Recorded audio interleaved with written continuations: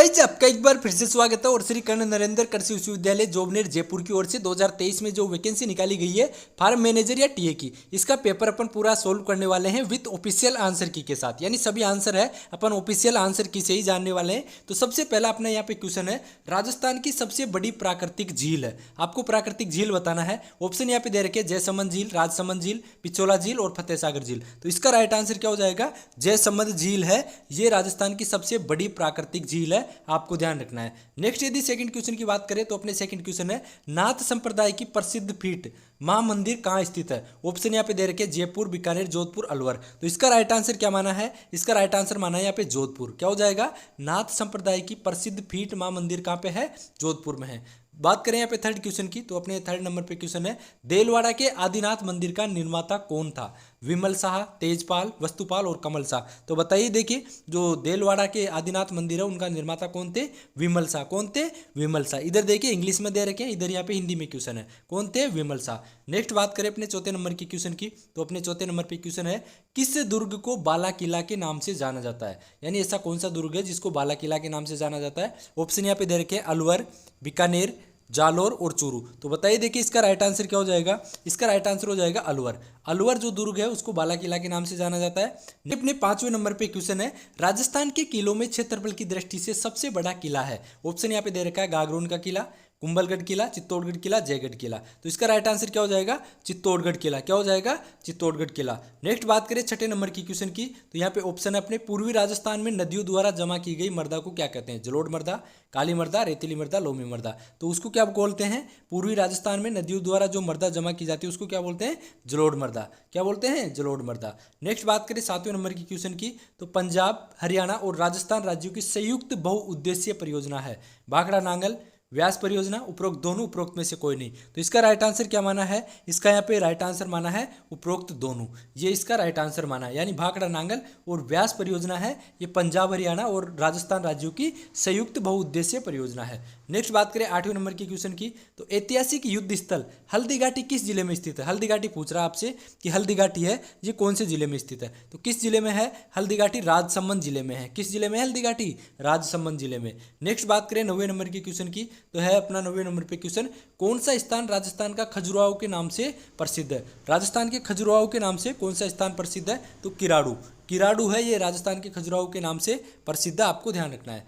Next अपने 10वें number पे क्वेश्चन है, पद्मश्री से सम्मानित अल्लाह जिलाई बाई है, ये किसके लिए प्रसिद्ध थी? तो ये प्रसिद्ध थी मांड गायन के लिए। किसके लिए? मांड गायन के लिए। 11वें नंबर पे अपने क्वेश्चन है, जग मंदिर और जग निवास नाम के सुंदर महल कहाँ बने हुए हैं? तो ये बने हुए हैं पिछोला झील पर। कहाँ बने हुए हैं? पिछोला झील पर। नेक्स्ट बात करें 12वें नंबर की तो 12वें नंबर पे है, राजस्थान में पहली सूती वस्त्र मिल ब्यावर शहर में कब स्थापित हुई थी? तो ये कब स्थापित हुई थी? 1889 में। नेक्स्ट बात करें अपने 13वें नंबर पे क्वेश्चन है, वृहत राजस्थान और मत्स्य संघ का विलय संपन्न हुआ था। कब हुआ था ये? 1949 में वृहत राजस्थान और मत्स्य संघ का विलय संपन्न हो गया था। नेक्स्ट बात करें अपने 14वें नंबर पे तो 14वें नंबर पे अपने क्वेश्चन है, राजस्थान की उत्तरी सीमा का प्रहरी किसे कहा जाता है? उत्तरी सीमा का प्रहरी आपसे पूछा जा रहा है, तो ये भटनेर का जो दुर्ग है उसे कहा जाता है। नेक्स्ट बात करें 15वें नंबर पे। 15वें नंबर पे अपने क्वेश्चन है, सेम की समस्या मूलतः कहाँ पाई जाती है? सेम की समस्या आपको बतानी है, तो ये नहरी सिंचित क्षेत्रों में सेम की समस्या पाई जाती है। नेक्स्ट अपने 16वें नंबर पे क्वेश्चन है, राजपूतों की उत्पत्ति के चंद्रवंशीय मत का सूत्रपात किसने किया था? तो ये किया था गौरी शंकर हीरानंद ओझा ने। बात करें नेक्स्ट 17वें नंबर के क्वेश्चन की तो है अपने, मेवाड़ और मुगलों में संधि हुई थी। मेवाड़ और मुगलों में संधि के बारे में आपसे पूछ रहा है, तो यदि किसका राइट आंसर क्या हो जाएगा? इसका राइट आंसर हो जाएगा अमर सिंह और जहांगीर के बीच। मेवाड़ और मुगलों में जो संधि हुई थी ये अमर सिंह और जहांगीर के बीच हुई थी। नेक्स्ट बात करें 18वें नंबर की तो मेवाड़ शासक जी ने कीका के नाम से भी जाना जाता था।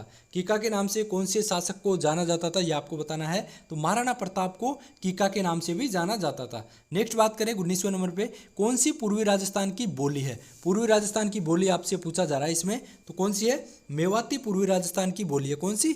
मेवाती पूर्वी राजस्थान की बोली है। 20वें नंबर की बात करें तो लूनी बेसिन का विस्तार कहाँ है? लूनी बेसिन है, इसका विस्तार आपसे पूछा जा रहा है, तो कहाँ है इसका विस्तार? पाली, जालोर, जोधपुर जिलों में है। कहाँ पे लूनी बेसिन का विस्तार? पाली, जालोर और जोधपुर जिलों में। नेक्स्ट बात करें 21वें नंबर की, तो निम्न में से गाय की कौन सी नस्ल सबसे अधिक दूध देने वाली है? इनमें से आपको बताना है कि गाय की ऐसी कौन सी नस्ल है जो सबसे अधिक दूध देती है। तो लाल सिंधी जो गाय की नस्ल है ये सबसे अधिक दूध देने वाली नस्ल है। नेक्स्ट यहाँ पे बात करते हैं अपने 22वें नंबर पे, राइजोबियम एक प्रकार का जीव है। राइजोबियम किस प्रकार का जीव है ये आपको बताना है। तो राइजोबियम है परपोषी वायवीय जीव है। कैसा है राइजोबियम? परपोषी वायवीय जीव है। नेक्स्ट बात करें तो यहाँ पे देखिए 23वें नंबर पे क्वेश्चन है, भारत में पहला केवीके किस वर्ष स्थापित किया गया था? तो सबको पता होगा 1974 में पांडिचेरी में प्रथम केवीके स्थापित किया गया था। नेक्स्ट बात करें 24वें नंबर की, तो अपनी क्वेश्चन है, कौन सी मिट्टी का खनिज काली मिट्टी में दरार के लिए जिम्मेदार है? तो कौन सा खनिज है? मोंट मोरिलोनाइट। कौन सा खनिज है वो? मोंट मोरिलोनाइट खनिज है जो कि काली मिट्टी की दरार के लिए जिम्मेदार है। नेक्स्ट अपने 25वें नंबर पे क्वेश्चन है, आंकड़ों का वितरण विषम होने पर उपयोग किया जाने वाला केंद्रीय प्रवृत्ति का सर्वोत्तम उपाय है। तो इसका राइट आंसर क्या हो जाएगा? माध्य का इसका राइट आंसर हो जाएगा। नेक्स्ट बात करें, पहली और दूसरी ऊन कर्तन के बीच की मादा बेड़ कहलाती है। पहली और दूसरी ऊन कर्तन के बीच की जो मादा बेड़ होती है उसको क्या बोलते हैं? उसको बोलते हैं अपन गीमर। क्या बोलते हैं?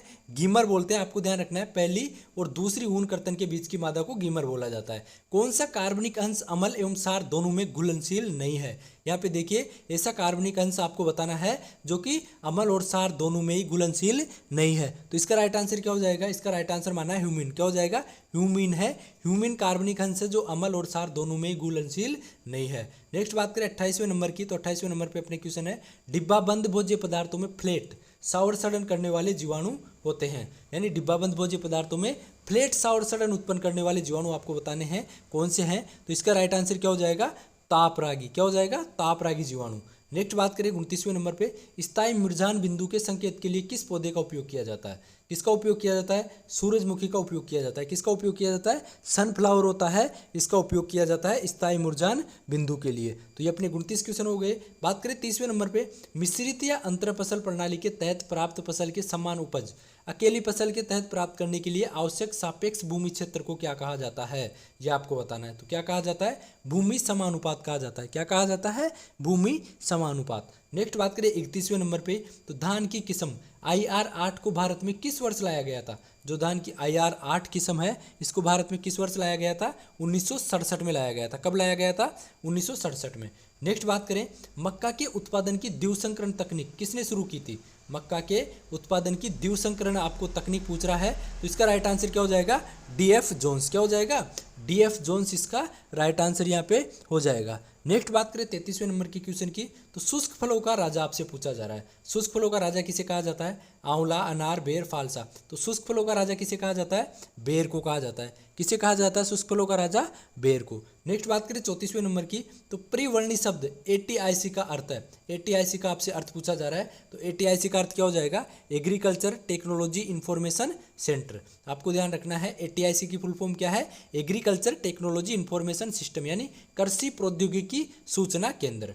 35वें नंबर पे क्वेश्चन है, प्रकाश संश्लेषण में C3 चक्र का प्रथम उत्पाद। C3 चक्र का प्रथम उत्पाद आपसे पूछा जा रहा है प्रकाश संश्लेषण में, तो क्या हो जाएगा? फास्फोगिल्सरिक एसिड। क्या हो जाएगा? फास्फोगिल्सरिक अम्ल है ये प्रकाश संश्लेषण में C3 का प्रथम उत्पाद है। नेक्स्ट बात करें 36वें नंबर पे, तो निम्न में से किस पौधे में बाहरी जीन है? बाहरी जीन आपसे पूछा जा रहा है, तो यहाँ पे बीटी बैंगन, सुनहरा सेब, दशहरी थाई एप्पल बेर। तो इसका राइट आंसर क्या हो जाएगा? बीटी बैंगन है, इसमें बाहरी जीन है। जो बीटी बैंगन में क्या है? बाहरी जीन है। नेक्स्ट अपने 37वें नंबर पे एक क्वेश्चन है, प्रसरण किसका वर्ग है? प्रसरण पूछ रहा है, प्रसरण किसका वर्ग है? तो ये मानक विचलन का वर्ग है। किसका है? मानक विचलन का। नेक्स्ट देखिए अपने 38वें नंबर पे, केंद्रीय बकरी अनुसंधान संस्थान कहाँ पे है? तो मखदूम यूपी में है। कहाँ पे है? मखदूम यूपी में बकरी अनुसंधान संस्थान है। नेक्स्ट बात करें 39 नंबर पे, निम्न में से कौन सा शीत ऋतु का वार्षिक फूल है? इनमें से शीत ऋतु का वार्षिक फूल आपको बताना है, तो ये क्या हो जाएगा? एस्टर शीत ऋतु का वार्षिक फूल है। नेक्स्ट बात करें 40वें नंबर पे, बकरी को खिलाने या दूध निकालने के दौरान प्रयुक्त उपकरण है। बकरी को खिलाने या दूध निकालने के लिए उपकरण आपसे पूछा जा रहा है, तो कौन सा उपकरण है? स्ट्रेचियोन। कौन सा है? स्ट्रेचियोन है। ये बकरी को खिलाने या दूध निकालने के लिए उपयुक्त उपकरण है, तो आपको ध्यान रखना है स्ट्रेचियोन है। नेक्स्ट बात करें 41 नंबर पे, तो वे कीट जो एक ही प्रकार का भोजन खाते हैं तो उनको क्या बोलते हैं? उनको बोलते हैं अपन एक भोजी। क्या बोलते हैं? मोनोफोगस या एक भोजी उनको बोला जाता है। वे कीट जो कि एक ही प्रकार का भोजन खाते हैं उनको अपन क्या बोलते हैं? मोनोफोगस बोलते हैं या एक भोजी बोलते हैं। नेक्स्ट बात करें 42 नंबर पे, तो निम्न में से कौन सा प्रभावी एपिसेप्टिक जीन इंटरेक्शन है? इनमें से आपको बताना है कि इनमें से कौन सा प्रभावी एपिसेप्टिक जीन इंटरेक्शन है। तो इसका राइट आंसर क्या हो जाएगा? इसका राइट आंसर हो जाएगा 12:3:1, इसका राइट आंसर हो जाएगा। आपको ध्यान रखना है जो 42 नंबर पे अपना क्वेश्चन है उसका राइट आंसर क्या हो जाएगा? 12:3:1। ये क्या है? प्रभावी एपिसेप्टिक जीन इंटरेक्शन है। नेक्स्ट बात करें 43 नंबर पे, किसान के स्तर पर कृषि प्रबंधन के वास्तविक लक्ष्य है। इनमें से वास्तविक लक्ष्य आपको बताना है। तो देखिए, लाभ अधिकतमीकरण, लागत न्यूनीकरण, संसाधन उपयोग अनुकूलन और उपरोक्त सभी, ये सभी क्या है? कृषि प्रबंधन के वास्तविक लक्ष्य है। आपको ध्यान रखना है इनमें से ये सभी क्या है? कृषि प्रबंधन के वास्तविक लक्ष्य। नेक्स्ट बात करें, लेयर पोल्ट्री फार्मिंग का मुख्य उद्देश्य आपसे पूछा जा रहा है। जो लेयर पोल्ट्री फार्मिंग है उसका मुख्य उद्देश्य क्या होता है? अंडा उत्पादन। क्या होता है? अंडा उत्पादन। नेक्स्ट बात करें 45 नंबर पे, तो निम्न में से कौन सा सही मिलान है? इनमें से सही मिलान आपसे पूछा जा रहा है। तो सही मिलान क्या है? भारतीय मधुमक्खी है, इसको एपिस सेराना बोला जाता है। क्या बोला जाता है? भारतीय मधुमक्खी को एपिस सेराना बोला जाता है। ये आपको ध्यान रखना। थर्ड नंबर का ऑप्शन इसका राइट आंसर हो जाएगा। 46 नंबर की बात करें तो फलों में पेक्टिन किस रूप में रहता है? फलों में जो पेक्टिन होता है वो किस रूप में रहता है? ये आपको बताना है। तो कैल्शियम पेक्टेट के रूप में रहता है। किस रूप में रहता है फलों में पेक्टिन? कैल्शियम पेक्टेट के रूप में। नेक्स्ट बात करें 47 नंबर पे, पशु प्रजनन की वह प्रथा जिसमें एक नस्ल के श्रेष्ठ नर को दूसरी नस्ल की श्रेष्ठ मादा के साथ संभोग कराया जाता है, क्या कहलाती है? क्रॉस ब्रीडिंग या संकर प्रजनन। क्या कहलाता है? क्रॉस ब्रीडिंग या संकर प्रजनन कहलाता है। 48 नंबर पे, तो 48 नंबर पे अपनी क्वेश्चन है, कोडोन जो सामूहिक रूप से समान अमीनो अम्लों के लिए कोड करते हैं तो उनको क्या बोलते हैं? समानार्थी कोडोन बोलते हैं। क्या बोलते हैं? समानार्थी कोडोन। बात करें 49 नंबर पे, निम्न में से कौन सा एक जीवाणु रोग है? इनमें से आपको जीवाणु रोग बताना है। तो सिट्रस कैंकर है, ये जीवाणु रोग है। कौन सा है? सिट्रस कैंकर जीवाणु रोग है। 50 नंबर की बात करें तो 50 नंबर पे अपनी क्वेश्चन है, मूंगा रेशम का उत्पादन किससे किया जाता है? मूंगा रेशम का उत्पादन एथेरिया असामेनिस से किया जाता है। किससे किया जाता है? अथारिया असामेनिस से मूंगा रेशम का उत्पादन यहाँ पे किया जाता है। बात करें 51 नंबर की, तो 51 नंबर पे अपनी क्वेश्चन है, तंबाकू में सेट ड्रोन रोग किसकी कमी के कारण होता है? सेट ड्रोन रोग आपको बताना है तंबाकू में किसकी कमी से होता है? तो ये होता है मैग्नीशियम की कमी से। किसकी कमी से होता है तंबाकू में सेट ड्रोन रोग? मैग्नीशियम की कमी से। निम्न में से कौन सा एक असंतृप्त वसा अम्ल है? इनमें से आपको असंतृप्त वसा अम्ल आपको बताना है। ऑप्शन यहाँ पे दे रखा है, पोमेटिक अम्ल, लिनोलेनिक अम्ल। तो इसका राइट आंसर क्या हो जाएगा? लिनोलेनिक जो अम्ल है ये असंतृप्त वसा अम्ल है। कौन सा? लिनोलेनिक अम्ल है, ये असंतृप्त वसा अम्ल। नेक्स्ट देखिए अपने 53 नंबर पे क्वेश्चन है, निम्न में से कौन सा विस्तार कार्यक्रम रोजगारोन्मुखी है? इनमें से ऐसा कौन सा विस्तार कार्यक्रम है जो कि रोजगारोन्मुखी है? तो इसका राइट आंसर क्या हो जाएगा? ट्राइसेम। क्या हो जाएगा इसका राइट आंसर? ट्राइसेम जो कार्यक्रम है ये रोजगारोन्मुखी कार्यक्रम है। बात करें 54 नंबर की, तो मधुमक्खी के श्रमिक है। मधुमक्खी के श्रमिक के बारे में पूछ रहे हुए क्या होते हैं? तो अपूर्ण रूप से विकसित मादाएं होती है वो मधुमक्खी के श्रमिक होते हैं। यानी इम्परफेक्टली डेवलप्ड जो फीमेल होती है वो क्या होती है? मधुमक्खी के श्रमिक होती है। नेक्स्ट अपन बात करें 55 नंबर की, तो यहाँ पे देखिए 55 नंबर पे अपना क्वेश्चन है, दिल्ली का बुद्ध जयंती पार्क एक उद्यान है। दिल्ली का जो बुद्ध जयंती पार्क है ये कैसा उद्यान है ये आपको बताना है। तो इसका राइट आंसर क्या हो जाएगा? इनफॉर्मल स्टाइल यानी अनौपचारिक शैली का उद्यान है जो बुद्ध जयंती पार्क है। ये क्या है? इनफॉर्मल स्टाइल का पार्क है। 56 नंबर की, तो अपने 56 नंबर पे क्वेश्चन है, किस वर्ग में जीवों की संख्या सर्वाधिक है? तो कीट वर्ग में जीवों की संख्या सर्वाधिक है, ये आपको ध्यान रखना है। बात करें 57 नंबर की, निम्न में से किस कीट का वैज्ञानिक नाम ओडोंटोट्रमस ओबेसस है? तो दीमक का ये वैज्ञानिक नाम है। नेक्स्ट बात करें 58 नंबर की, तो कौन सा ज्यामितीय उपकरण जो नर और मादा युग्मकों के सभी संभावित संयोजनों का पता लगाने में मदद करता है? तो जो पुनेट वर्ग है, पुनेट वर्ग सभी संभावित संयोजनों का पता लगाने में मदद करता है, ये आपको ध्यान रखना है। बात करें नेक्स्ट यहाँ पे 59 नंबर पे, 59 नंबर पे अपनी क्वेश्चन है, फलों को सुखाने में ब्राउनिंग को कम करने हेतु प्रयोग करते हैं। किसका प्रयोग करते हैं? SO2 का। किसका प्रयोग करते हैं? SO2 का।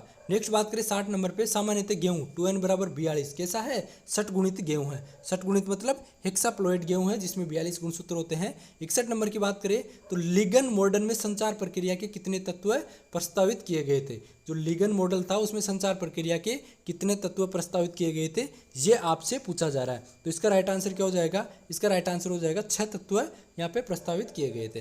नेक्स्ट बात करें 62 नंबर की, तो उत्पादन फलन y बराबर a प्लस बी एक्स में ए का अर्थ है, ए का अर्थ आपसे पूछा जा रहा है, तो ए का अर्थ क्या हो जाएगा, ए का अर्थ है यहाँ पे नियत मान। क्या है ए का अर्थ, ए का अर्थ हो जाएगा यहाँ पे नियत मान। बात करें यहाँ पे नेक्स्ट 63 नंबर पे, तो यहाँ पे 63 नंबर पे क्वेश्चन है, वर्ण्य उत्पादन फलन में जब कुल उत्पादन अपने अधिकतम पर होता है तो सीमांत उत्पादन क्या होता है, सीमांत उत्पादन होता है शून्य। क्या होता है, सीमांत उत्पादन शून्य होता है। 64 नंबर पे एक क्वेश्चन है, निम्न में से कौन सा जैव कारक एक लार्वा परजीवी है। इनमें से आपको लार्वा परजीवी बताना है, तो इसका राइट आंसर क्या हो जाएगा, इसका यहाँ पे राइट आंसर हो जाएगा बेक्रोन बेविकोनिस है, ये एक लार्वा परजीवी है। नेक्स्ट बात करें अपने यहाँ पे 65 नंबर पे, बाजरा में नरबाज पंक्ति की खोज किसके द्वारा की गई थी। नरबाज पंक्ति की खोज आपसे पूछा जा रहा है, तो इसका राइट आंसर क्या हो जाएगा, G.W. बर्टन। G.W. बर्टन है, इसने बाजरे में नर पंक्ति की खोज करी थी, आपको ध्यान रखना है। नेक्स्ट बात करें 66 नंबर की, किसी संतति के अपने माता पिता के समान होने की प्रवृत्ति को कहा जाता है। अपने माता पिता के समान जो प्रवृत्ति होती है उसको क्या बोला जाता है, आनुवांशिकता बोला जाता है। क्या बोला जाता है, आनुवांशिकता यानी हेरिडिटी बोला जाता है, ये आपको ध्यान रखना है। विनाइटीकरण एक प्रक्रिया है, विनाइटीकरण कैसी प्रक्रिया है, अपचयन की प्रक्रिया है, आपको ध्यान रखना है। विनाइटीकरण की प्रक्रिया अपचयन प्रक्रिया है। बाजरा बीज का परीक्षण वजन होता है, बाजरा का जो बीज होता है उसका परीक्षण भार आपसे पूछा जाता है, तो ये कितना होता है, 5 से 8 ग्राम बाजरे का परीक्षण भार होता है, आपको ध्यान रखना है 5 से 8 ग्राम। नेक्स्ट बात करें 69 नंबर पे, निम्न में से किस रसायन का उपयोग बहुगुणिता प्रजनन के लिए किया जाता है। किसका उपयोग किया जाता है, कोल्चिसिन का प्रयोग किया जाता है बहुगुणिता में प्रजनन के लिए, ये आपको ध्यान रखना है। नेक्स्ट बात करें 70 नंबर पे, निम्न में से कौन सा ओमाइसीट्स कवक है। इनमें से ओमाइसीट्स कवक आपको बताना है कौन सा है, तो इसका राइट आंसर क्या हो जाएगा, पाइथियम।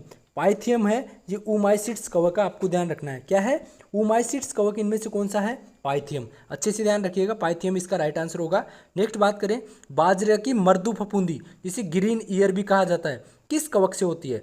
आपको बताना है जो ग्रीन ईयर रोग होता है ये कौन सी कवक से होता है, ये होता है स्केलोस्पेरा ग्रेमेनिकोला नामक कवक से। कौन सी कवक से होता है, स्केलोस्पेरा ग्रेमेनिकोला नामक कवक से।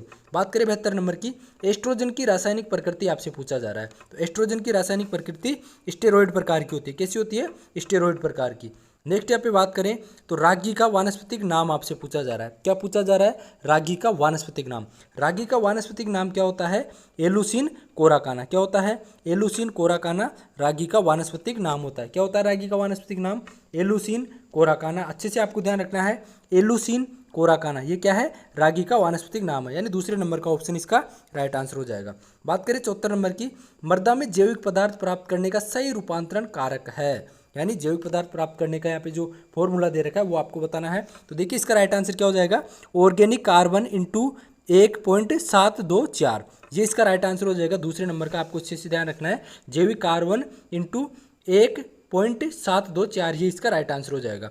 बात करें 75 नंबर की, पहली क्लोन बेड डोली इनमें से किस तकनीक से बनाई गई थी। पहली जो क्लोन बेड है डोली कौन सी तकनीक से बनाई गई थी, देहिक कोशिका स्थानांतरण तकनीक से, यानी सोमेटिक सेल ट्रांसफर तकनीक से बनाई गई थी। 76 नंबर पे क्वेश्चन है, समसूत्री कोशिका विभाजन के दौरान गुणसूत्रों की कुल संख्या का क्या होता है। कुल संख्या क्या होता है गुणसूत्रों की, समसूत्री कोशिका विभाजन में वही की वही रहती है, यानी जितनी संख्या है उतनी रहेगी, कम ज़्यादा आदि नहीं होगी, जितनी है उतनी की उतनी रहेगी, तो ये आपको ध्यान रखना है। नेक्स्ट बात करें तो 77 नंबर पे अपने मेलोइडोगाइना स्पीसीज के सूत्रकर्मी है। कैसे हैं सूत्रकर्मी, गतिहीन अंतःपरजीवी सूत्रकर्मी है। जो मेलोइडोगाइना स्पीसीज की सूत्रकर्मी है ये कैसे, गतिहीन अंतःपरजीवी। बात करें 78 नंबर पे तो नाइट्राइड से नाइट्रेट रूपांतरण में शामिल सूक्ष्म जीव है। कौन से सूक्ष्म जीव है, नाइट्रोबैक्टर। 79 नंबर पे क्वेश्चन है, निम्न में से कौन सा सही सुमेलित नहीं है, तो ब्लास्ट फ्यूजेरियम ऑक्सीस्पोरम, ये यहाँ पे देखिए सही सुमेलित नहीं है। बाकी देखिए मिल्ड्यू पेरोनोस्पेरा स्पीसीज, स्मट रोग टिलेसिया स्पीसीज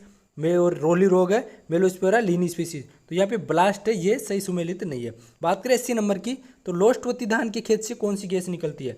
कौन सी गैस निकलती है, CH4, आपको ध्यान रखना है CH4 गैस निकलती है। 81 नंबर पे क्वेश्चन है, क्षेत्रधारिता के लिए PF का मान होगा, तो क्षेत्रधारिता के लिए PF का मान कितना होगा, 2.5, आपको ध्यान रखना है क्षेत्रधारिता के लिए PF का मान 2.5 होगा। नेक्स्ट बात करें यहाँ पे 82 नंबर पे क्वेश्चन है, बागवानी में मोरीबाना और मोरीमोना है। बागवानी में मोरीबाना और मोरीमोना आपसे पूछा जा रहा है, तो ये क्या है, ये एक पुष्प सज्जा है। क्या है, पुष्प सज्जा है, आपको अच्छे से ध्यान रखना है। नेक्स्ट बात करें चेपा उदाहरण है। चेपा किस प्रकार का उदाहरण है, चेपा जरायुज है। चेपा क्या है, चेपा जरायुज का उदाहरण है। नेक्स्ट बात करें 84 नंबर पे, पौधों में रसारोहण का स्पंदन सिद्धांत किसके द्वारा दिया गया था, तो ये जेसी बोस के द्वारा दिया गया था। किसके द्वारा दिया गया था रसारोहण का सिद्धांत, जेसी बोस के द्वारा।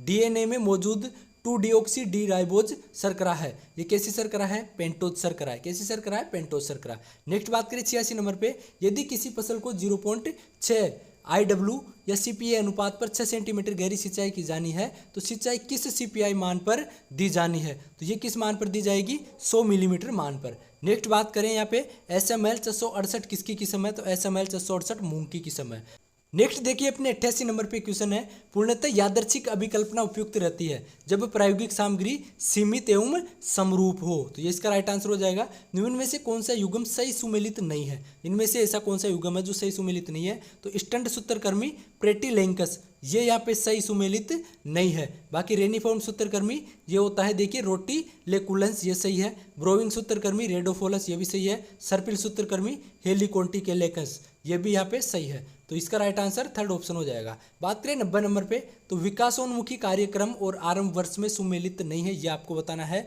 तो देखिए NAIP 2006, फिर यहाँ पे देखिए RKVY 2007 ये भी राइट आंसर है।